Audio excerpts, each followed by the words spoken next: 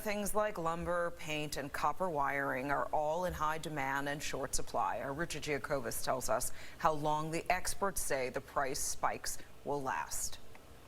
For Phil Formisano, a trip to the lumber yard is more common than not these days. It's just getting a lot more expensive. It's tripled since then, since COVID started. Phil owns Americana Contracting. The spring is probably his busiest time, but this year he's been forced to up his prices just to meet the demand. What happens is if I go just use straight lumber and the costs are so high to estimate a job, I have to explain it to them that this lumber cost and how the build wants to be built has to be more expensive. The price of lumber is at an all-time high, skyrocketing nearly 200% compared to a year ago. If you didn't have one last year, one more year ain't gonna kill you.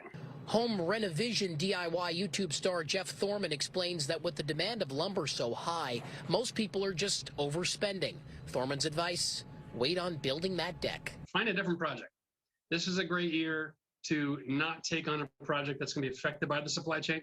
Phil is using lots of lumber while building a home just a few towns over. He says that homeowner is probably spending about 30% more than she would have a year ago when it comes to buying lumber. But if you're someone who's looking to build a home or remodel it this year, there are alternatives, and it could save you a lot of money. You can change your windows, you can put in new siding, you can do landscaping and berms, aggregates, build a patio. But if you insist on wood, don't look for the price to drop anytime soon. And it's probably not going to get better this year.